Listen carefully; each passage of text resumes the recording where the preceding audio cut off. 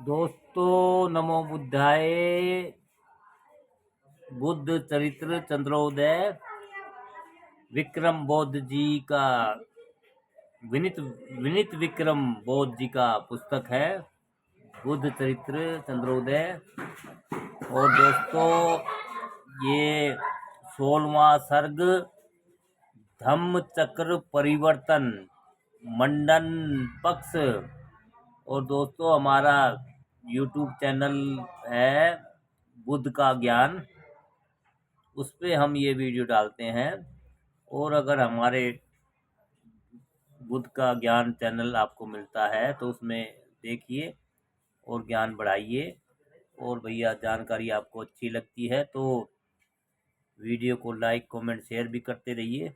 ये बुद्ध की जातक का कथा या बुद्ध ज्ञान या बुद्ध की जीवनी या बुद्ध के बारे में जो भी है जीवन से लेकर मृत्यु तक, जब उनको सारा उसमें वृत्तांत दिया हुआ है उसको जीवनी बोल सकते हैं, जातक कथा बोल सकते हैं। तो दोस्तों ये 16वां सर्ग है धम्म चक्र परिवर्तन मंडन पक्ष। तथागत अपने मन में विचार करने लगे कि अब सबसे पहले धर्म का दान किसे दिया जाए। उन्हें आलार कालाम बड़े जिज्ञासु और बुद्धिमान जान पड़े। उन्हीं के समान उद्रक रामपुत्र भी सब प्रकार के योग्य जान पड़े। उनकी खोज करने के लिए जब वह कौशल आए तो पता चला कि वह दोनों ही काल कवलित हो चुके हैं, मतलब मृत्यु हो चुकी है उनकी, काल कवलित हो चुके हैं। तब उन्होंने 5 तपस्वियों की याद आई। उन्होंने यत्र तत्र उनकी बड़ी खोज की। जब उन्हें पता चला कि वे लोग ऋषि पतन में निवास करते हैं तो बीच बीच में ठहरते हुए वह काशी नगर में आए और रात को नगर में विश्राम कर प्रातःकाल गंगा स्नान करने के बाद वह ऋषि पतन में आए। उन्हें देखकर 500 तपस्वी अपने मन में बहुत दुग्ध हुए। उनके हृदय में थोड़ा भी हर्ष नहीं हुआ। असुचित कहने लगे, यह वही गौतम है जो वहां नदी के किनारे खीर खाकर तप से भ्रष्ट हो गया था, अब यहाँ फिर से आ गया। कौंडिल्य ने कहा कि न तो हम उसे प्रणाम करेंगे और न उसके सामने पर उठेंगे और न ही अपना स्थान छोड़ेंगे। वप कहने लगा कि न तो हम उसे बैठने को आसन देंगे और न इसका भिक्षा पात्र लेंगे और न उनका चीवर लेंगे। इन दोनों की राय उन तीनों ने भी ठीक ठहराई। उसी समय तथागत पास आ गए। चुंबक दंड के समान आकर्षक व्यक्ति वाले गौतम को पास आ गया देखकर वह 500 तपस्वी लोहे के टुकड़े के समान विचलित हो गए। उन तपस्वियों के कठोर संकल्प से इस प्रकार टूट गए जिस प्रकार झंझा के झकोरों से पके हुए आम सब के सब एक साथ खड़े हो गए। सबने हाथ जोड़कर उन्हें प्रणाम किया। एक ने लपक कर भिक्षा पात्र ले लिया, दूसरे ने दौड़कर चीवर संभाल लिया, तीसरे ने शीघ्र ही पैर धोने को पानी लाकर दिया, चौथे ने सुंदर आसन बिछा दिया। भद्रक ने कहा कि आपने दर्शन देकर हम लोगों को कृतार्थ कर दिया। महानाम बोला, हे मुनिराज, हम सब लोग आपका हार्दिक अभिनंदन करते हैं। फिर सबने उनके खान पान की उत्तम व्यवस्था की, मानो कोई बहुत प्रिय मेहमान मिल गया हो। उन्हें सब प्रकार की सुख सुविधा उपलब्ध कराई गई। तत्पश्चात पांचों तपस्वी उनके पास बैठ गए। तब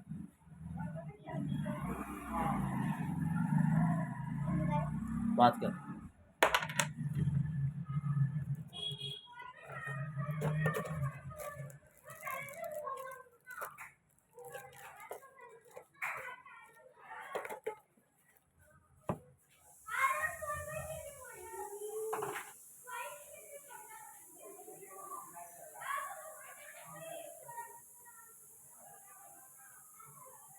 तब बुद्ध कहने लगे, आपको सहज सुख देने वाली पूर्णमासी आज फिर आ गई है। मुझे ज्ञान का प्रकाश मिले हुए आज 2 महीने पूरे हो गए। जो शुभ लाभ मैंने प्राप्त किया है उसे दूसरों को भी प्राप्त कराना चाहता हूँ। उसके लिए मैं बुद्धिमान पात्र की खोज कर रहा हूँ।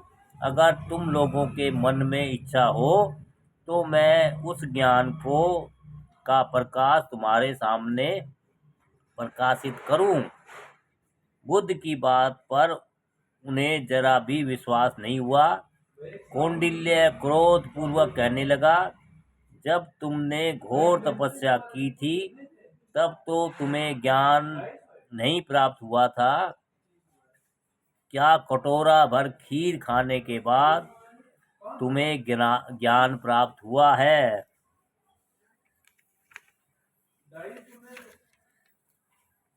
जब तुम्हारा पेट बिल्कुल चिपक गया था, जब तुम्हारा गाल बिल्कुल तुचक गए थे,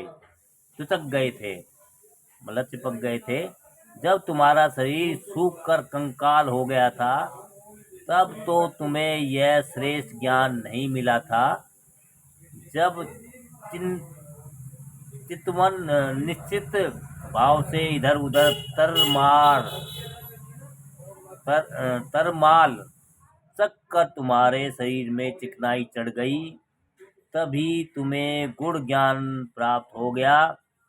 शायद तुम अपने आप को बहुत बुद्धिमान और हम लोगों को बहुत मूर्ख समझते हो, पर यह तुम्हारा भ्रम है।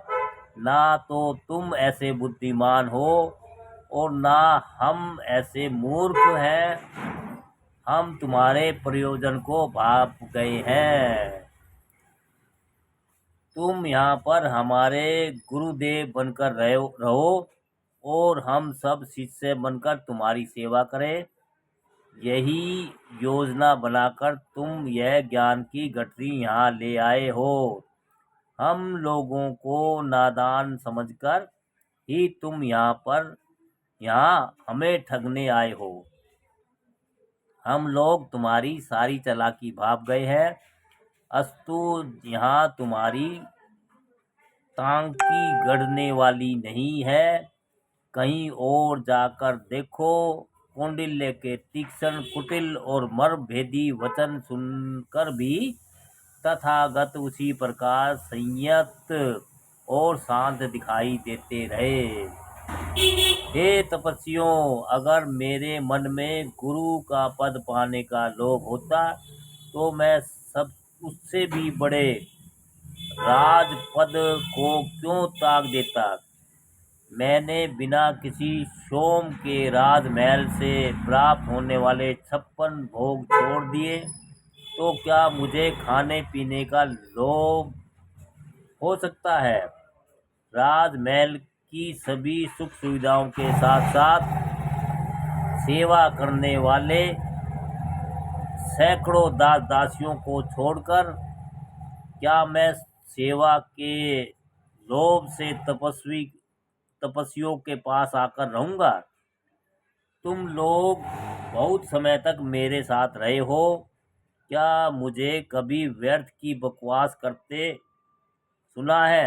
मेरा स्वभाव तो तुम अच्छी तरह से जानते हो कि मैं कोई बात ठीक तरह से सोच विचार करने के बाद ही कहता हूँ। दूध में पानी की तरह सच में झूठ मिलाकर मैं बहुत बढ़ा चढ़ाकर व्यर्थ बकवास नहीं करता। ना तो मैं गप हाँकता हूँ और न डिंग मारता हूँ। खरगोश के सर पर सींगों की खोज भी मैं नहीं कर सकता, अर्थात अस्तित्वहीन चीजों को की खोज में माथापच्ची नहीं कर सकता। मैंने गुण गंभीर चिंतन किया है, तभी मुझे ज्ञान रूपी अमूल्य रत्न प्राप्त हुआ है। जिसे इच्छा हो वह इस शुभ लाभ को प्राप्त कर सकता है। बिना रुचि के बलपूर्वक किसी को यह लाभ मैं क्यों देने लगा? तथागत के निश्चय और मधुर वचन सुनकर वे सब हाथ मंजीर कर पछताने लगे। कौंडिन्य ने क्षमा याचना करते हुए कहा, हे गौतम, तुम स्वभाव से ही सज्जन हो। हम लोग नासमझ है, हमारे अपराध क्षमा करो। मेरे मन में तुम्हारे प्रति पहले ही जो क्रोध भरा हुआ था, उसी के कारण मैंने बिना किसी दोष के ही तुम्हें कड़वी बातें कह डाली। लेकिन अब मेरे मन में यह विश्वास हो गया है कि तुम श्रेष्ठ ज्ञान प्राप्त हो चुका है कि तुम्हें श्रेष्ठ ज्ञान प्राप्त हो चुका है। हे गौतम, अब दया करके हमें यह ज्ञान प्रदान करो जो तुम्हें प्राप्त हुआ है। हमारे अज्ञान को दूर करो, हमारे भ्रम का निवारण करो। कौटिल्य का अनुरोध सुनकर तथागत प्रसन्न हुए। उनके मुख से अमृत के समान सुंदर वचनों की वर्षा हुई। हे भिक्षुओं, अगर तुम इस संसार में अपनी भलाई चाहते हो तो दो अतियों को बचा कर चलो। शारीरिक सुख भोगों के प्रति अतिशय लगाव होना ही पहली अति है, जो निवारण करने योग्य है। अकारण ही अत्यधिक काया का सहन करने से दूसरी अति है, जो निवारण करने योग्य है। मनुष्य को चाहिए कि वह इधर या उधर अत्यधिक झुककर न चले, बल्कि दोनों अतियों के बीच सरल मार्ग अपनाए। इन दोनों अतियों को बचाकर जो मध्यम मार्ग से चलता है, वही साधक कल्याणकारी सिद्धि प्राप्त करता है। पहले मैंने बहुत अधिक शारीरिक सुख भोगे, उसके बाद अपने आप को तपस्या की आग में तपाया, पर मुझे न तो सुख भोगों से कोई लाभ हुआ और न ताप जाप से कोई फायदा हुआ। जब मैंने मध्यम मार्ग खोजकर उसे बिना किसी बाधा के अपना लिया, तो गंभीर चिंतन मनन करने से मुझे विशुद्ध ज्ञान प्राप्त हुआ। मैं जो कुछ कहता हूँ उसे तुम लोग मन लगाकर सुनना, पर उसकी जांच किए बिना ग्रहण मत करना। किसी तथ्य की जांच करने के लिए सबसे प्रमुख प्रत्यक्ष प्रमाण होते हैं, जो सभी कालों में समान रूप से मान्य है। आंखों से देखकर वस्तु के रूप रंग को समझें, आंखों से देखकर वस्तु के रूप रंग को समझे, और कानों से सुनकर 7 स्वरों के परीक्षा करें। नाक से सूंघकर सुगंध और दुर्गंध का जाने, जीभ से चख कर 6 रस की पहचान करे, त्वचा से छूकर कोमल या कठोर की जांच करे। इस प्रकार इन 5 प्रत्यक्ष प्रमाणों को सही माने। जहाँ पर प्रत्यक्ष प्रमाण न पाए वहां पर अपनी बुद्धि और विवेक का प्रयोग करे, जिन्हें भली प्रकार तर्कसंगत समझे। उन अनुमान प्रमाणों को भी मान्य करे, लेकिन किसी के द्वारा कहे गए, सुने गए या लिखे गए शब्दों को बिना जांच किए प्रमाण रूप से मान्य न करे। इस प्रकार के सभी शब्द प्रमाणों को व्यर्थ समझकर अस्वीकार कर दे। बहुत से कवि और लेखक गप्पे गढ़कर सच और झूठ को एक साथ मिलाकर उनके चमत्कारिक आलेख लिख देते हैं। वह प्रमाणिक कैसे माने जा सकते हैं? कोई मत केवल इस कारण से मान्य नहीं हो सकता कि उनके शास्त्रों ने उसका समर्थन किया है। कोई मत केवल इस कारण से मान्य नहीं हो सकता कि वह प्रधान पुरुषों के द्वारा प्रकाशित किया गया है।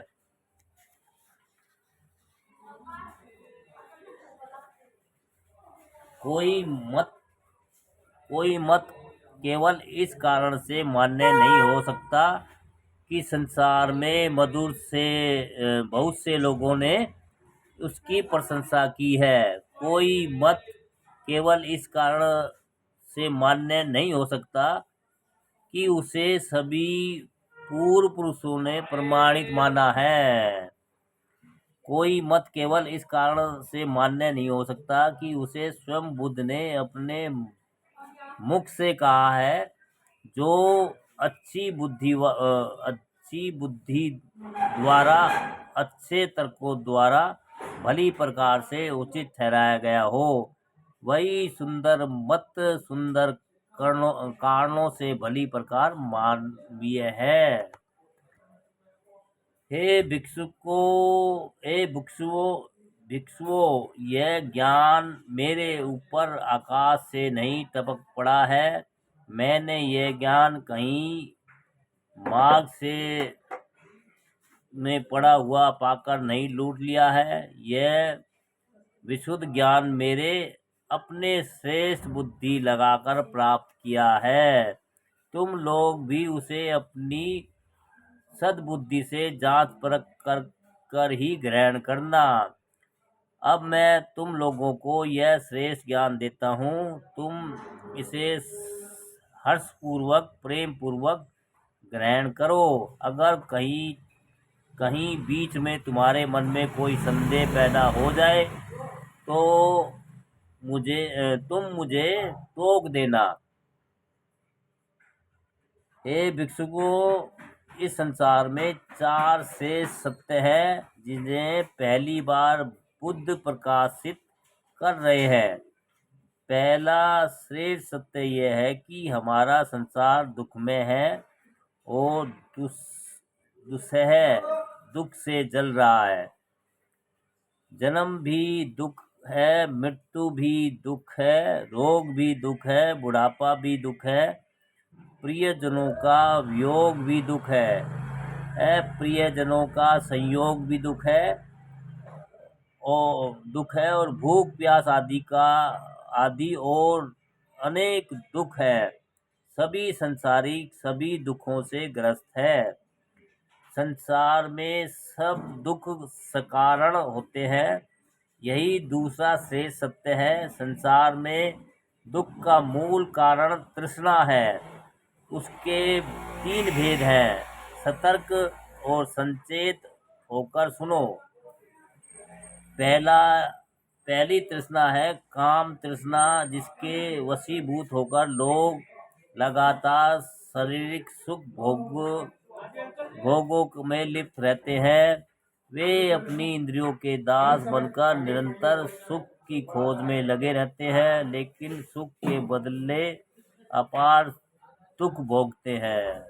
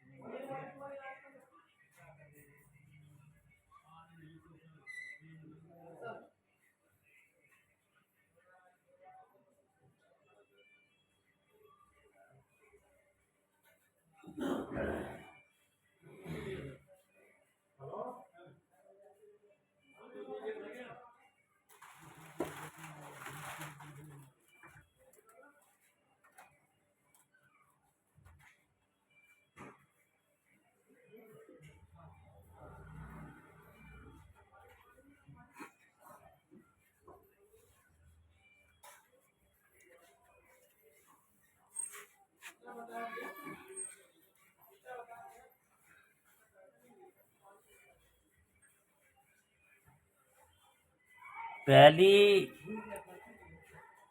तृष्णा काम तृष्णा है, जिसके वशीभूत होकर लोग लगातार शारीरिक सुख भोगों में लिप्त रहते हैं। वे अपनी इंद्रियों के दास बनकर निरंतर सुख की खोज में लगे रहते हैं, लेकिन सुख के बदले अपार दुख भोगते हैं। दूसरी तृष्णा भव तृष्णा है। भव तृष्णा है। जो लोग भव तृष्णा से ग्रस्त होते हैं, वे संसार में इतने लिप्त हो जाते हैं कि छोड़ने में उन्हें बड़ा शोम होता है। इसलिए वे संसार में अमरत्व प्राप्त करना चाहते हैं।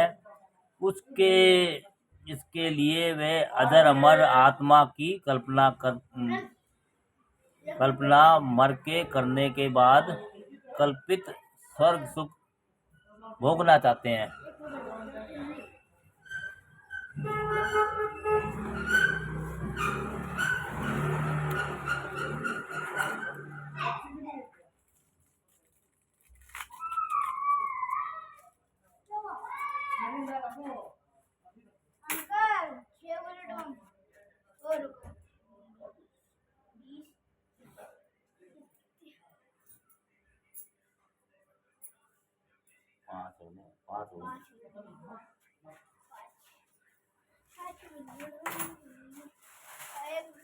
दो की माची दे रहे हैं।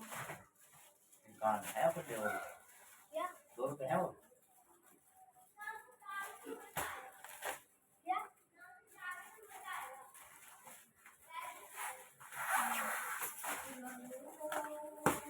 नहीं क्या रहने देंगे।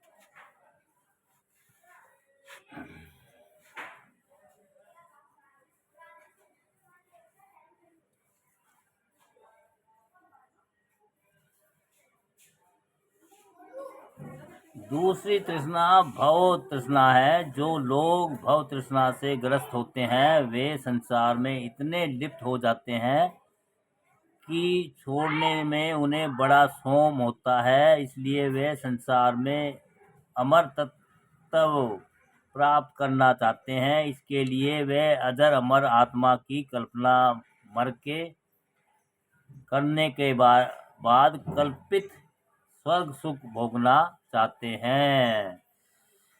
अब मैं तृष्णा का तीसरा भेद समझाकर कहता हूँ कि तीसरी तृष्णा विभव तृष्णा है, जो बड़ी भयंकर और दुखदाई है। जो लोग विभव तृष्णा से ग्रस्त होते हैं उन्हें अपना जीवन बोझ मालूम होता है, उन्हें संसार विस्मय प्रतीत होता है। जो लोग विभव तृष्णा से ग्रस्त होते हैं वे जन्म मरण के फंदे से छूटने के लिए व्याकुल रहते हैं। वे मूर्खों द्वारा मुक्ति का सुख लूटने के लिए ललायित रहते हैं। दुख का निरोध इसी शरीर से में संभव है। यही तीसरा श्रेष्ठ सत्य है। तृष्णा को सभी दुखों का कारण जानकर उसका निरोध करके सभी दुखों का निवारण किया जा सकता है। दुख के निरोध का जो मार्ग है वही चौथा श्रेष्ठ सत्य है। इसमें 8 कल्याणकारी अंग है। इसे अखंड अष्टांगिक मार्ग कहा जा सकता है। पहला अंग सम्यक दृष्टि है।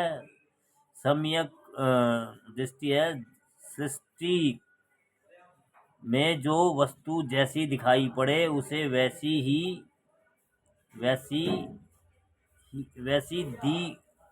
देखना चाहिए, वैसे ही देखना चाहिए। जो वस्तु बुद्धि गमय न हो, इंद्रिय गमय न हो, उसकी निराधार कल्पना नहीं करनी चाहिए। दूसरा अंग सम्यक संकल्प है। जो अपने लिए लक्ष्य निर्धारित करने के बाद उससे विचलित ना हो, पर मनुष्य को अपनी शक्ति का अनुमान करके ही लक्ष्य निर्धारित करना चाहिए। व्यर्थ के लड्डू खाने से कोई लाभ नहीं है। मनुष्य को चाहिए कि वह सदैव बहुत से लोगों के कल्याण का चिंतन करे, बहुत से लोगों के सुख में चित्त लगाए, अशुभ विचारों को निवारण करके शुभ विचारों को ग्रहण करे। तीसरा अंग सम्यक वाणी है। सत्य और प्रिय वचन ही बोले, नमक मिर्च लगाकर चुगली न करें, दूसरों की निंदा न करें, यहाँ वहाँ बहुत बकवास न करें। चौथे अंग सम्यक कर्म है। ऐसे काम न करें जिससे दूसरों को भी जी जले। जीव जंतुओं की हत्या न करे, बलपूर्वक दूसरों का धन धान्य न छीने, पर स्त्री गमन न करे, घातक मद्यपान को छोड़ दे। और भाई पांचवा अंग सम्यक अजीव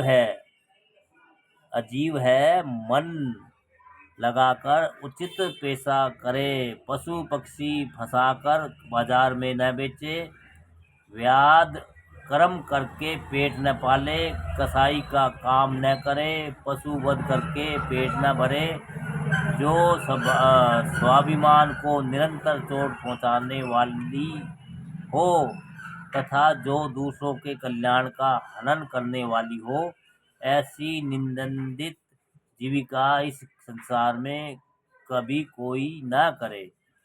छठवां अंग सम्यक व्यायाम है, जिसमें 4 उस अंग है। अपने आचरण में जो अच्छे गुण हो उन्हें सुरक्षित रखें, जो अच्छे गुण न हो उन्हें दूसरों से ग्रहण कर ले।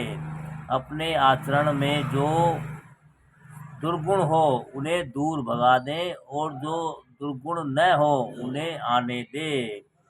सातवां अंग सम्यक स्मृति है। मन निर्बाध रूप से जागरूक रहे। जो कुछ खाए पिए बोले या अन्य कोई भी शारीरिक कर्म करे उसे याद रखे। शरीर को अशुभ से हटाकर शुभ की ओर लगाए। अनुचित कर्म करने से रोके। मन जब चिंतन मनन का काम करे तो उसकी जांच करता रहे। मन के भीतर उत्पन्न होने वाले सभी विचारों को देखते रहे। मन को बुरे मार्ग पर भटकने न दें। बुरे विचारों को मन के भीतर न आने दें। हाँ,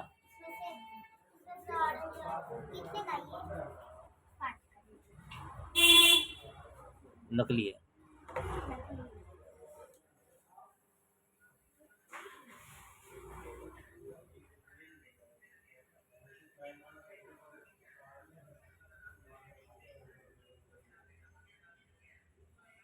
दूसरा सम्यक अंग तीसरा हो गया आपका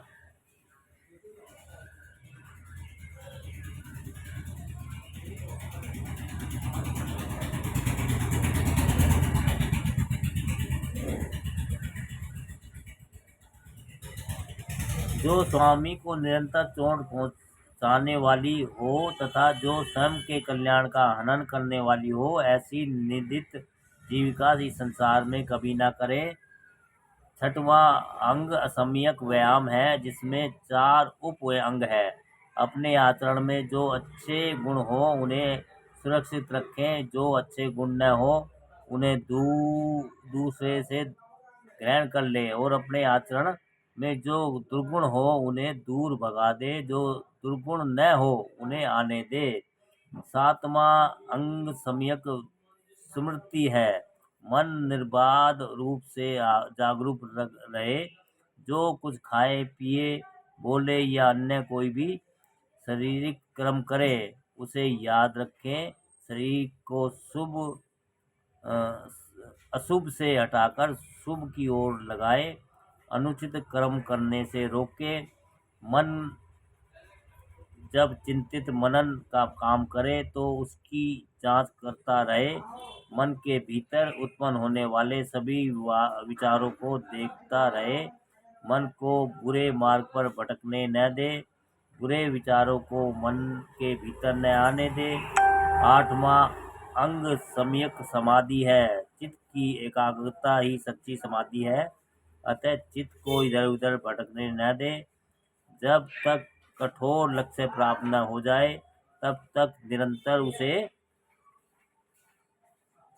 पाने का प्रयास करते रहें। मध्यम मार्ग। हे भिक्षुओं, मैंने जिस प्रकार से ये मध्यम मार्ग के 8 अंगों का वर्णन किया है उसी प्रकार से सदैव अभ्यास करके शरीर को मन को स्वस्थ रखना चाहिए।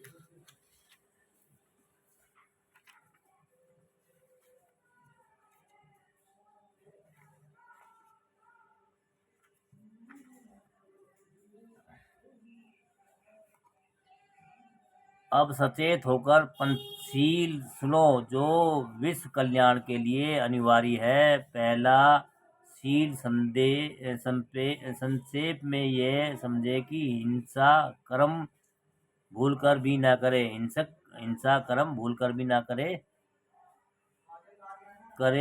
मानसिक अहिंसा का पालन करते हुए सब कभी मन में हिंसा का भाव न लाए।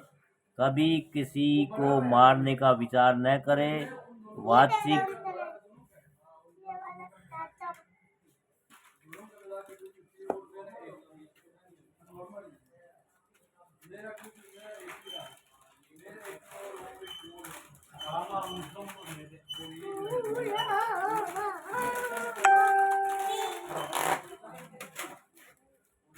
अंदर आ रहे थे।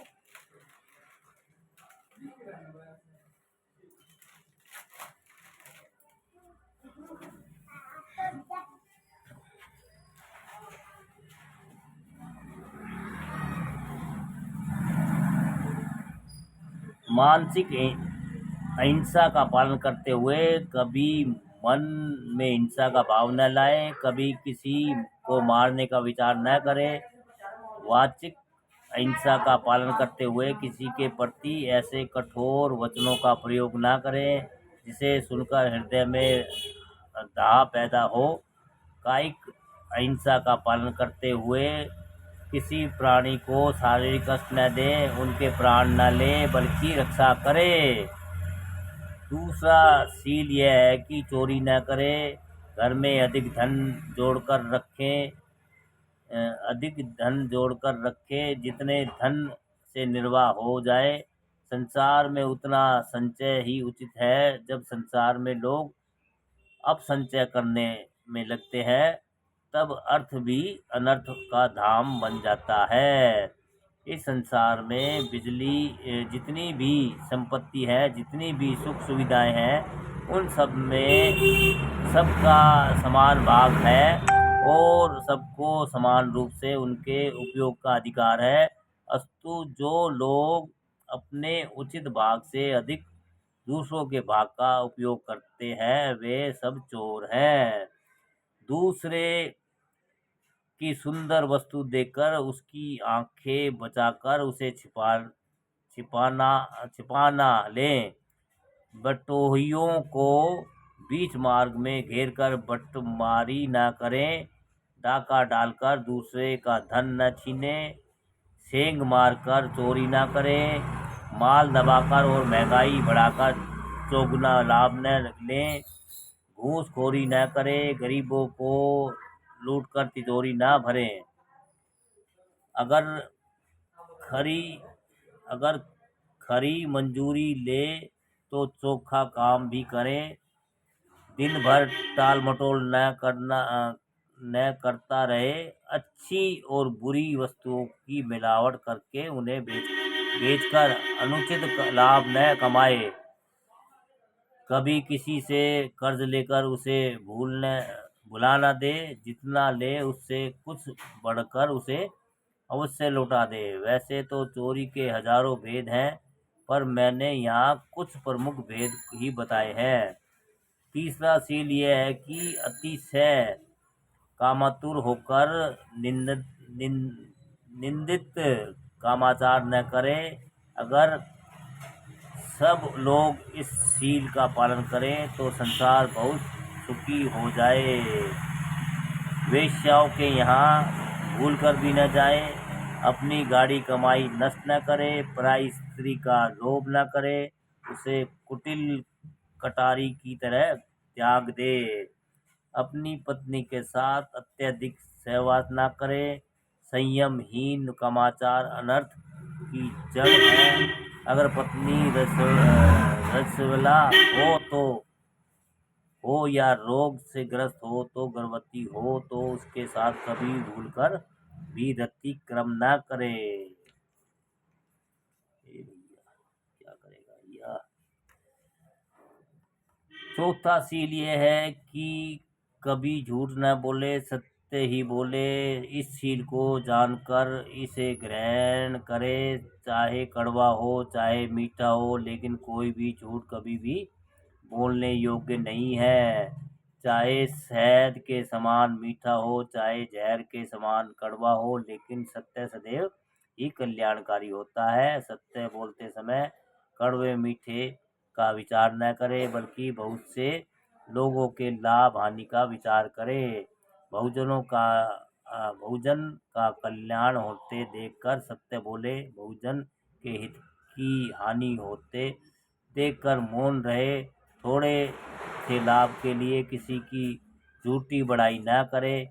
यह चाटुकारी और चारण कर्म निंदनीय है। इधर उधर जाकर चुगली न करे। यह नारद कर्म और चुगलखोरी छोड़ दे। अपने मुंह से अपना गुणगान न करे। उसी प्रकार दूसरों की निंदा करना भी छोड़ दे। पांचवा शील जो बहुत कल्याणकारी है वह यह है कि मद्यपान न करे, उसे विष के समान छोड़ दे। अगर कोई शराब पीता है और जुआ खेलता है तो उसे जीवित न जानकर मरा हुआ समझो। जो अपना कल्याण चाहते हैं वे किसी भी नशीले पदार्थ का सेवन न करें, क्योंकि ये पदार्थ मनुष्य का ओज, तेज, बुद्धि, बल सभी कुछ चौपट कर देते हैं। हे भिक्षुओं, अगर तुम विश्व का कल्याण चाहते हो तो सब शीलों को ग्रहण करो और सबको ग्रहण करवाओ। अब 10 प्रकार की पारमिताओं को सुनो, उन्हें बुद्ध की धूरी समझो। हृदय में शुभ विचारों को धारण करके अशुभ विचारों को छोड़ दे। कभी कोई अनैतिक कार्य न करे। दुर्गुणों को छोड़कर सद्गुणों का ग्रहण कर ले, वही पहली पारमिता शील है। स्वार्थ को छोड़कर परमार्थ का प्रेमी हो। सारा जीवन संसार के कल्याण के लिए समर्पित हो। विश्व कल्याण के लिए अपने तन, मन, धन और प्राण तक को निछावर कर दे। यही दूसरी पारमिता दान है। हृदय में प्रेम का सरोवर लहराता हो। आंखों के किनारों से करुणा रस बरसता हो। किसी दुखी को देखकर हृदय द्रविड़ हो जाए, यह तीसरी पारमिता दया है। सब अनुकूल जान पड़े, प्रतिकूल कोई न जान पड़े। शत्रु भी मित्र प्रतीत हो। संसार के सब जीवधारी सगे भाई लगे, यह चौथी परमिता मैत्री है। पांचवी परमिता क्षमा, जिसके सामने विपक्षी का क्रोध उसी प्रकार शांत हो जाता है जिस प्रकार ऋणहीन पशु पर पड़ने से आग भी बुझ जाती है। ऋणहीन भूमि पर पड़ने से आग भी बुझ जाती है। जिस प्रकार तृणहीन भूमि पर पड़ने से आग भी बुझ जाती है। जो गुणवान है वही सच्चे गुरु हैं। वे जहाँ भी मिले उनसे गुणों को ग्रहण कर ले। संसार में जो भी जानने योग्य है वह सब जान ले, यही छठी परमिता प्रज्ञा है। हार और जीत दोनों ही एक समान लगे। कोई शत्रु या मित्र कड़वा या मीठा न जान पड़े। सुख और दुख, हर्ष विषाद कभी प्रभावित न करे, यही सातवीं पारमिता संभाव है। मन, वचन और कर्म से सत्य का व्रत धारण करने वाला हो। यह अटल संकल्प कभी न टूटे। जिसकी सच्चाई में कुछ संदेह हो, ऐसा सत्य भी न बोले, यही आठवीं पारमिता सत्य है।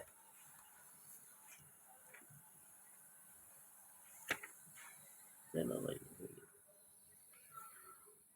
नौवीं जब तक अंतिम लक्ष्य न प्राप्त हो तब तक उसे पाने के लिए अपनी सारी शक्ति, सामर्थ्य और पुरुषार्थ लगाए रखे। प्रयास करने में कभी हताश न हो, यही नौवां पारमिता वीर्य है।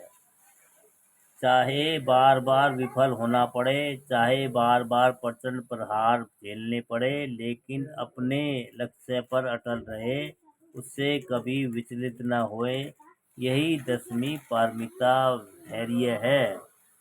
हे भिक्षुओं, अब मैं तुम्हारे सामने प्रतीत्य समूह उत्पात का विवेचन करता हूँ। इसे तुम लोग कारण और कार्य की श्रृंखला समझ लो। हे भिक्षुओं, अत्यंत छोटे मोटे परमाणु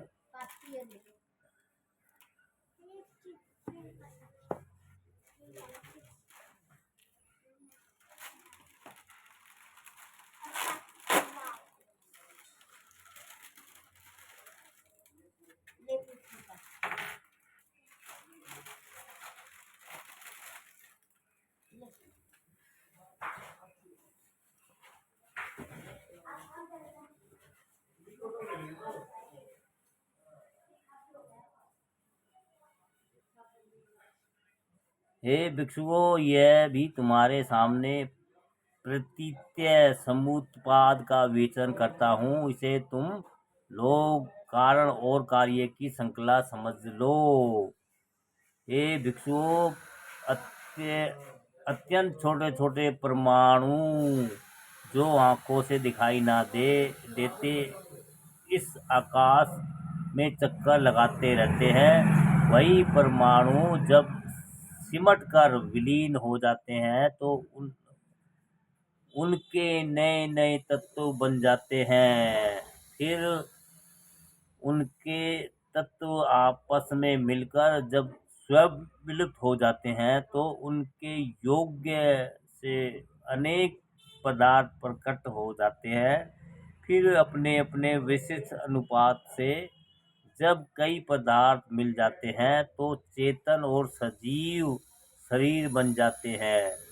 जब शरीर नष्ट होते हैं तो फिर पदार्थ बन जाते हैं। जब पदार्थ विलीन हो जाते हैं तो फिर तत्व बन जाते हैं। जब तत्व विघटित होते हैं तो फिर परमाणु बन जाते हैं और इस प्रकार सृष्टि का यह चक्र सदैव गतिशील रहता है। कारण और कार्य की यह जंजीर बहुत कठोर है। अनेक यत्न करने पर भी यह तोड़ी नहीं जा सकती। अपने मन में विचार कर इस अटल नियम को जान लो कि इस संसार में कोई भी कार्य बिना कारण के नहीं होता। कारण कार्य अबाध रूप से रात और दिन के समान एक दूसरे के पीछे लगे रहते हैं। जब एक छिप जाता है तभी दूसरा प्रकट हो जाता है। दोनों कभी एक साथ दिखाई नहीं देते। जब कार्य प्रकट होता है तब कारण लुप्त हो जाता है। कांच बनने पर रेत नहीं रह जाती और जब पेड़ उगता है तो बीज नष्ट हो जाता है और जब दीप शिखा प्रकट होती है तो तेल जल जाता है। जिस प्रकार दूध, दही, मक्खन और घी चारों एक साथ नहीं दिखाई देते, उसी प्रकार कारण और कार्य एक साथ नहीं दिखाई देते। तब तक दूध रहता है, तब तक दही नहीं दिखाई देता। जब दही बन जाती है तो दूध नहीं रह जाता। जब तक दही दिखाई देती है तब तक मक्खन लुप्त रहता है और जब मक्खन प्रकट होता है तो दही लुप्त हो जाती है। तब तक मक्खन रहता है तब तक घी नहीं रहता और जब घी प्राप्त हो जाता है तो फिर मक्खन नहीं मिल पाता।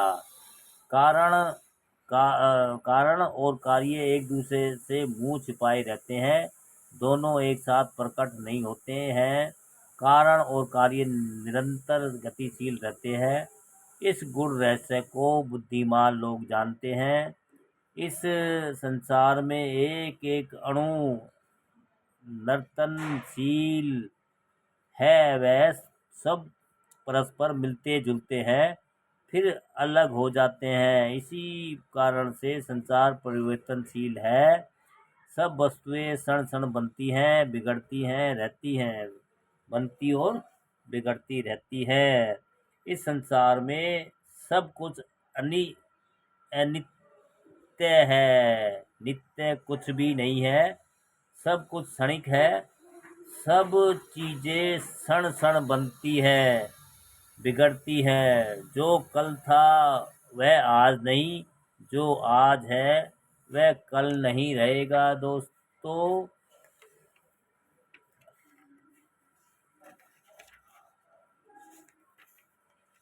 वे कल नहीं रहेगा। यद्यपि नंगी आंखों से संसार में क्षण क्षण होने वाले परिवर्तन दिखाई नहीं देता, तो भी एक क्षण बाद यह सब कुछ बदल जाता है। भले ही कोई बड़ा अंतर दिखाई न पड़ता हो, पर संसार के सभी शरीरधारी क्षण क्षण घिसते रहते हैं, क्षण क्षण मरते रहते हैं।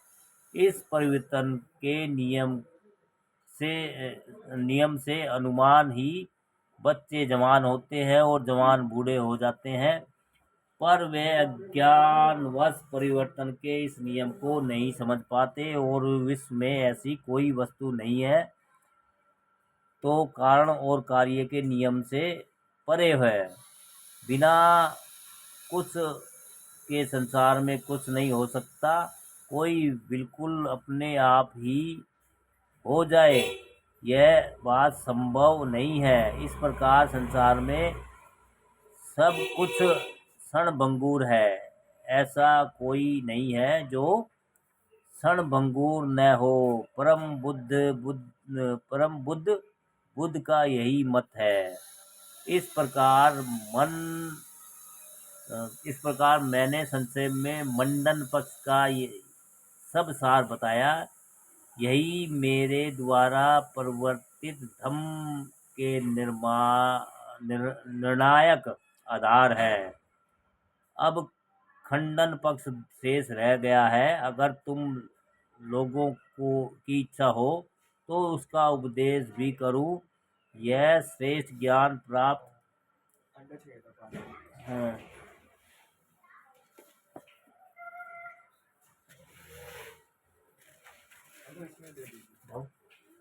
बात है।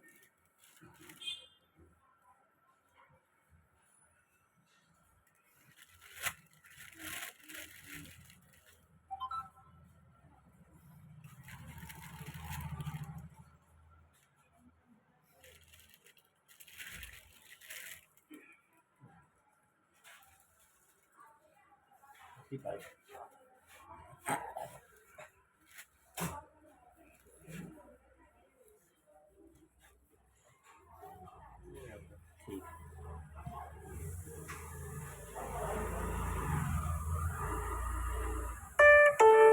₹35 received on PhonePe. अब खंडन शेष रह गया है। अगर तुम्हें लोगों को इच्छा हो तो इसका उपदेश भी करूं।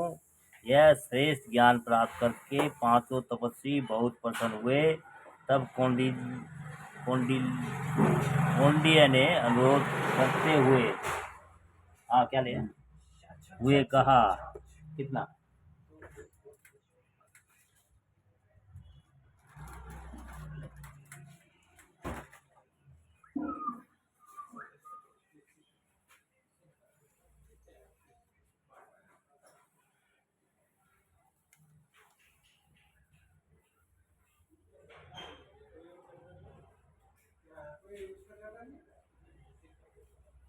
ओहो ओहो।